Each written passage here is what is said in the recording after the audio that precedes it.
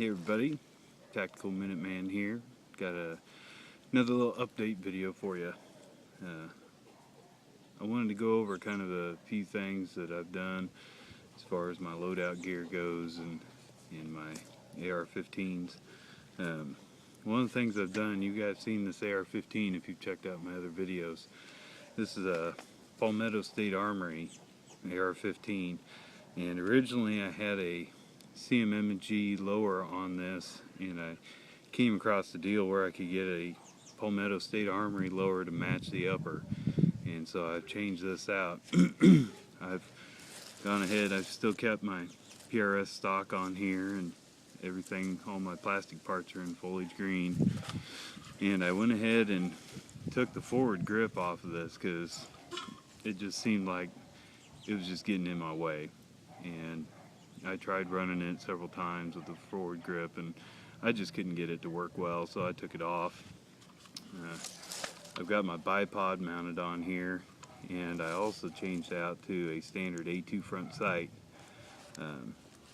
Behind my bipod on here I'm running the mission spec M2P 2-point sling, and I'm a big fan of this sling. It lets you run and gun and stay on target, quick target acquisition without the sling getting in the way, and at the same time it lets you cinch the gun up against your back or against your chest rig or whatever you're running to allow the gun to be secured to your person without inhibiting you from using your sidearm or anything along there. You've seen this sight on here. I'm running a Millet red dot sight. It's a 3 MOA dot, and I just love this sight. I've got it mounted in a Burris perfect eye placement ready mount, and I've had zero troubles with this. I know there's a lot of guys out there telling you need to run with aim points or EOTechs or whatever else, and if you're military or LEO, by all means go ahead. You know, spend the money, get an aim point, get an EOTech. I just, for what I do, it doesn't fit my budget. I've got EOTech sights, and they just haven't ever worked well for me.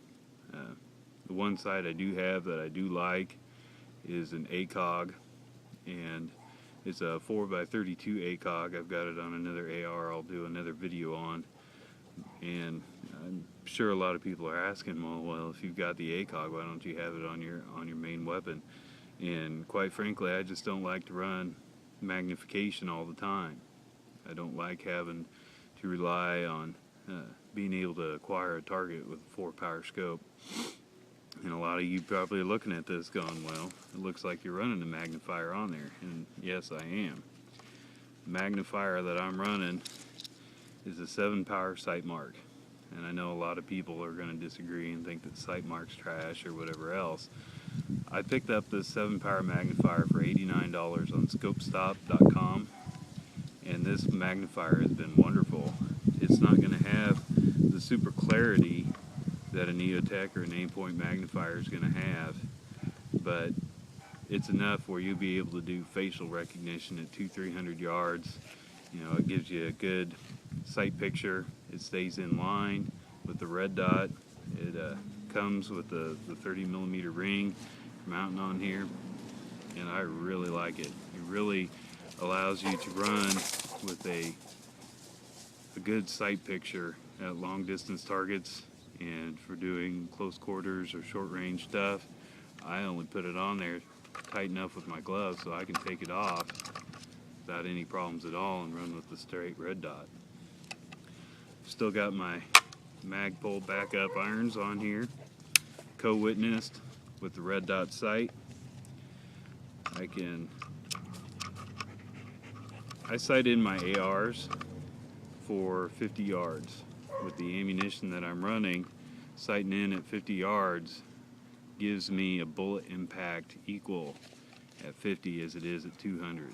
So if I'm engaging targets between 50 and 200 yards, I can use the same point of aim and don't have any problems engaging those targets. The next thing I'd like to show you is my backup AR, the one that I grab and go with. if my primary is out of service for cleaning or I'm working on it or whatever else.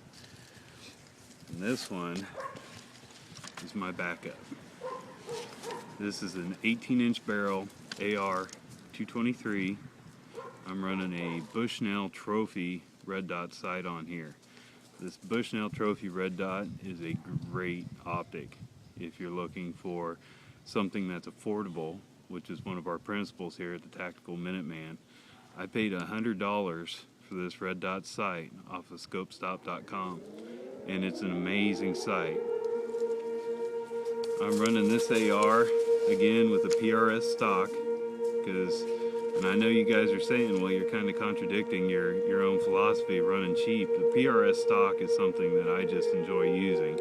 It's one of my favorite all-time stocks, and I save my pennies for these because I like the way they feel, I like the way they run, and they're just one of my second kind of cool factors that I enjoy using.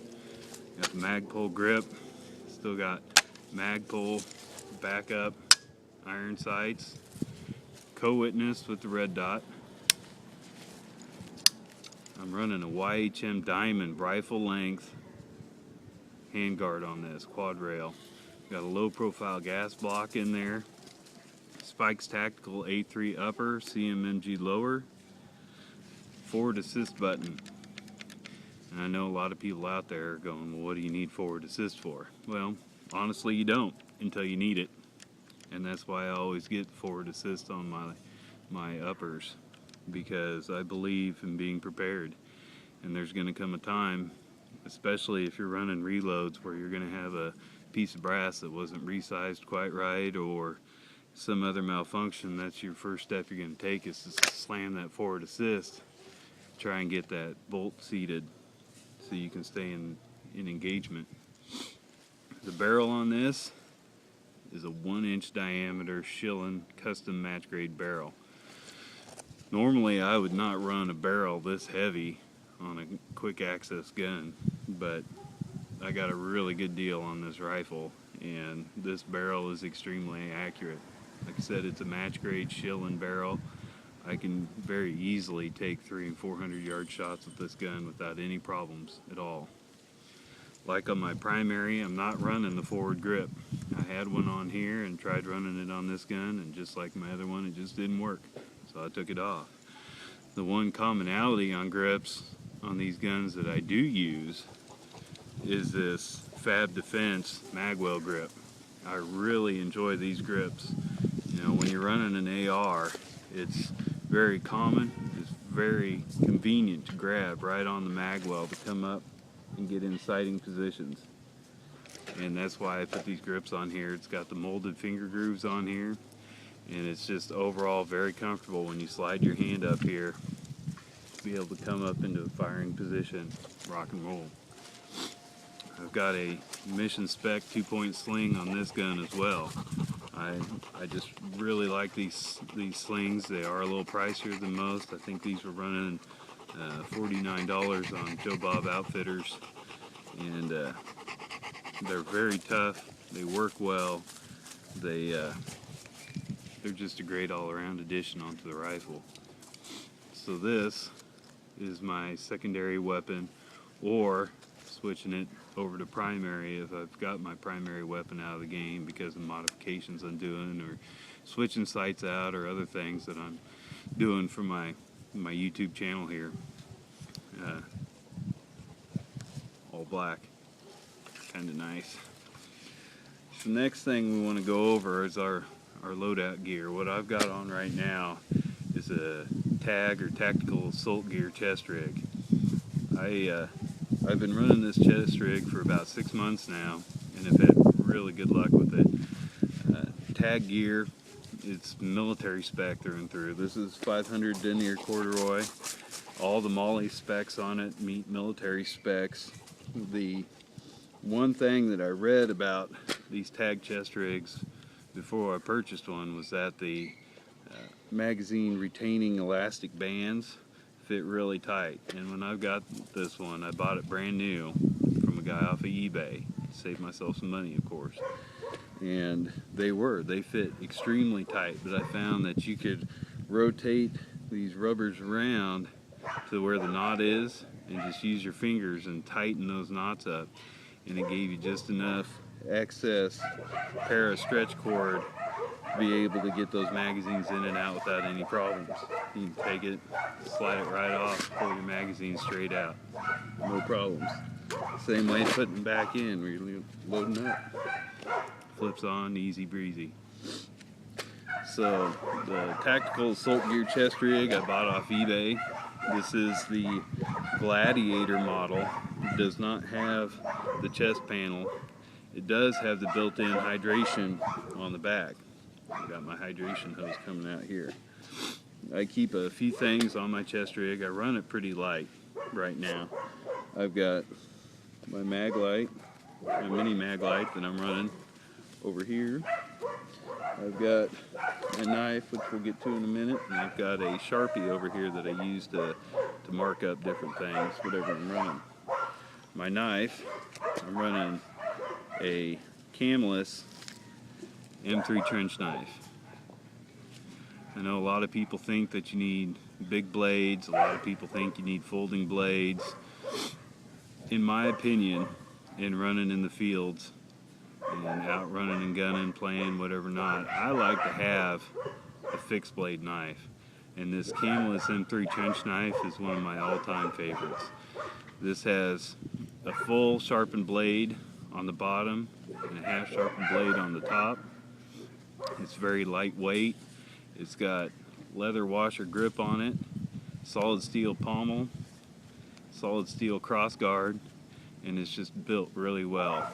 And you can pick up these blades off of eBay fairly inexpensively. I think this one I got for under $100. I've carried this all over God's country, and I've done everything from taking it fishing, cutting fishing line. I've cleaned doves with this knife. I've used it to cut apart pieces of wood, cut up tinder, whatever I need to build fires, and I can't say enough good things about these knives. I carry this knife in a Spec Ops knife sheath. This is actually the large or long knife sheath, and what I did was this camless knife came with a leather sheath, and I ended up cutting the back of it off, and I've got the leather part inserted where the Kydex insert used to be. And I feel like that helps protect my blade a little bit. It keeps the rattling down, keeps the excess noise down. And the Spec Ops knife sheath has this really nice thumb brake on it, so you can grab it, access real quick. One of the things I like about this, having the sharpened edge on both sides, is when you're putting your knife away or putting it in your sheath, if you've got to go for a quick access draw as a secondary or tertiary weapon, when you draw out, you've got a sharpened edge on both sides. So if you forget and put your knife in the wrong way or screw it up somehow, at least you've got a edge no matter which way you pull your knife. I've been running this knife sheath for about a year now, and I've had really good luck with it. Another thing I bought off eBay, it was brand new. I got it for $15, so I slapped it right on my rig, and I've been running it ever since. They've got a pouch on the front of the sheath here that you could store extra magazines in, about anything you would need. I run my Leatherman multi-tool in here. This multi-tool, I've got the needle nose on there. It's got the screwdriver sets. It's got a carabiner clip if you need to pull it out and clip it on your belt loop or something like that. It's got a pocket clip on it. One thing I like about these is that the knife access, you can access when it's closed. This has a half serrated blade on it. It is a lock blade, so it locks in place when you're using it. And from the factory, these things come razor sharp. It's nice, small, compact, convenient, lightweight, and it fits really nicely right in my knife sheath. So that's where it lives. You guys notice I've got my gloves on. These are mechanics gloves. These are the some of the higher end sets that have knuckle protectors on them, just for when you're banging around walking through the brush. I felt that they work well. Usually I'll cut the fingertips out of my gloves just because I like to marry my finger to the trigger to be able to be sensitive to the trigger brake. I haven't done it on these yet because I'm still running these in kind of a testing form. Got my schmog on because it's October now and it's getting a little cool outside. I wear this year round. I run along at the long range matches throughout the summer, and keeps the sweat from rolling down the back of your neck. You can pull the tufts out, keeps the sweat out of your eyes, you know, whatever you need to do. I highly recommend a schmog for whatever ops you're going on. You know, in the winter it can be used to keep your ears warm. In the summer it keeps the sweat off. And they're just multifunctional. When I'm shooting off a bench in the summer in the heat of the sun or out of the long range match, I'll drape it over my head and over the scope to keep the sun from glaring down so hard in my eyes. As always, running my iPro. These are true safety glasses, and they are polarized. I picked these up at Lowe's for about 30 bucks, and I think, if I remember right, these are made by 3M, and they are full rated ANSI safety glasses. And it's always important, no matter what ops you're running, whether you're just backpacking, trekking through backcountry, or you're running a shooting op or anything like that, it's always important to wear eye protection. And I've had really good luck with these. They cover all the way around onto the side of your face, so you're not going to get a lot of crap in from the sides, get into your eyes. The last thing I always try and make sure I got is my hat. And you see in my other films that I've done Black Hawk baseball type caps. Today I'm running my bush hat. They're really nice for keeping the rain out of your, running down the backs of your ears and back of your neck, and keeping the sun glare off. And you always got to try and be conscious, because just because it's cold outside doesn't mean it's not sunny and you're not going to get sunburned. So anyway, this is my general running rig. This is all in one inclusive. You know, this is my grab and go sort of stuff. I keep 6 mags in my chest rig. Sometimes I keep them all loaded, sometimes I only load a few, but you never know what you're going to run into. So I like to be prepared. You know, I'll take the full 6 pounds of running 6 loaded magazines. I'm a pretty big guy. It doesn't really faze me to run around with this kind of stuff.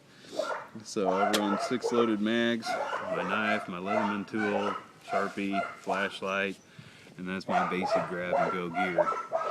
You know, no matter which AR I'm running, whether I'm running my secondary AR, my primary AR, you know, it's just a good grab and go rig. Most of the time I wear a pistol belt or run my regular trousers belt for running my secondary pistol. And today I'm running with an not an H&K, but an XD 45.